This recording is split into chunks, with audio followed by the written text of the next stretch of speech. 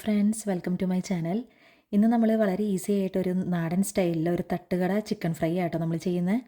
അപ്പോൾ നമ്മൾ തട്ടുകടയിലൊക്കെ പോയി നമുക്ക് കഴിക്കുമ്പോൾ നമുക്കൊരു പ്രത്യേക ടേസ്റ്റാണല്ലോ. അപ്പോൾ ആ ഒരു ടേസ്റ്റ് നമുക്ക് വീട്ടിൽ തന്നെ ചെയ്തെടുക്കാവുന്നത് തന്നെയുള്ളൂ. വളരെ ഈസി ആയിട്ട് ചെയ്യാവുന്നതാണ്. അപ്പോൾ നമുക്ക് എങ്ങനെ ഉണ്ടാക്കാൻ നോക്കാം.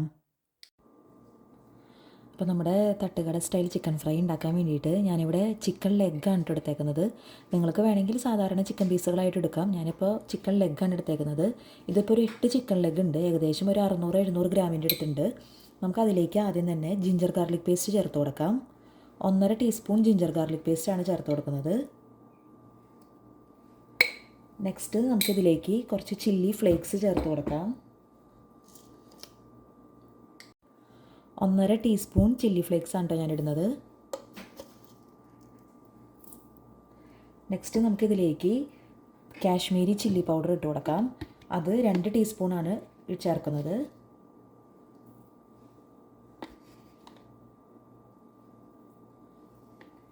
നെക്സ്റ്റ് നമുക്കിതിലേക്കുള്ള ആവശ്യത്തിനുള്ള മഞ്ഞൾപ്പൊടി ഇട്ട് കൊടുക്കാം. നമുക്കൊരു 1/2 ടീസ്പൂൺ മഞ്ഞൾപ്പൊടി ഇട്ട് കൊടുക്കാം.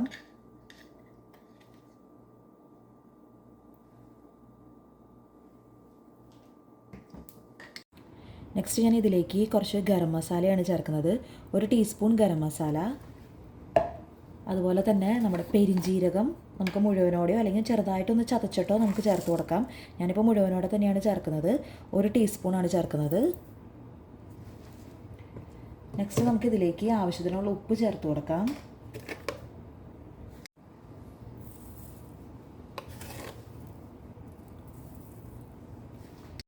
നെക്സ്റ്റ് നമുക്കിതിലേക്ക് കുറച്ച് ലെമൺ ജ്യൂസ് ചേർത്ത് കൊടുക്കാം.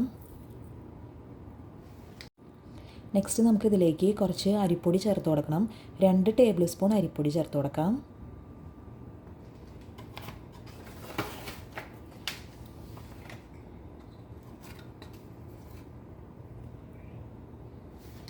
നെക്സ്റ്റ് ഇതിലേക്ക് കുറച്ച് കോൺഫ്ലോർ ചേർത്ത് കൊടുക്കാം. 2 ടേബിൾ സ്പൂൺ കോൺഫ്ലോർ ചേർത്ത് കൊടുക്കാം.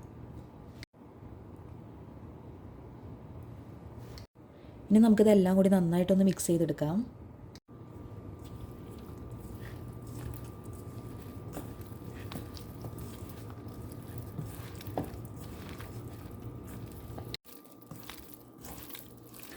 അപ്പോൾ ഞാൻ എല്ലാം കൂടി നന്നായിട്ട് മിക്സ് ചെയ്തെടുത്തിട്ടുണ്ട്. ഇനി നമുക്കിത് നന്നായിട്ടൊന്ന് മസാല പിടിക്കാൻ വേണ്ടിയിട്ട് നമുക്ക് ഫ്രിഡ്ജിൽ വെക്കാം. ഒരു 2 മണിക്കൂർ നമുക്ക് ഫ്രിഡ്ജിൽ റെസ്റ്റ് ചെയ്യാനായിട്ട് വെക്കാം. നമ്മൾ ഈ മസാല മിക്സ് ചെയ്യുന്ന സമയത്ത് ഒത്തിരി നിങ്ങൾക്ക് ഡ്രൈ ആയിട്ട് തോന്നുന്നുണ്ടെങ്കിൽ വേണമെങ്കിൽ 1 ടീസ്പൂൺ നിങ്ങൾക്ക് തൈര് ചേർത്ത് മിക്സ് ചെയ്യാം. അതല്ലെങ്കിൽ കുറച്ച് വെള്ളം ചേർത്തിട്ട് നന്നായിട്ട് മിക്സ് ചെയ്തെടുക്കാം. അല്ലെങ്കിൽ ഒത്തിരി ഡ്രൈ ആയിട്ട് പോലെ തോന്നിയതോ വേണ്ട. ഇപ്പോൾ ഈ ഒരു ഇതിലാണ് നമുക്ക് വേണ്ടത്. ഒത്തിരി ഡ്രൈ ആയിട്ടിരിക്കരുത്. ഇനി നമുക്കിത് റെസ്റ്റ് ചെയ്യാനായിട്ട് ഫ്രിഡ്ജിൽ വെക്കാം. ഇപ്പോൾ ചിക്കൻ വറുക്കാനായിട്ട് ഞാനിവിടെ ഒരു പാൻ വെച്ചിട്ടുണ്ട്. അതിലേക്ക് വെളിച്ചെണ്ണ ചേർത്ത് കൊടുത്തിട്ടുണ്ട്. വെളിച്ചെണ്ണ നന്നായിട്ട് ചൂടായി വരുമ്പോൾ നമുക്കിതിലേക്ക് ചിക്കൻ പീസുകൾ ഇട്ട് കൊടുക്കാം.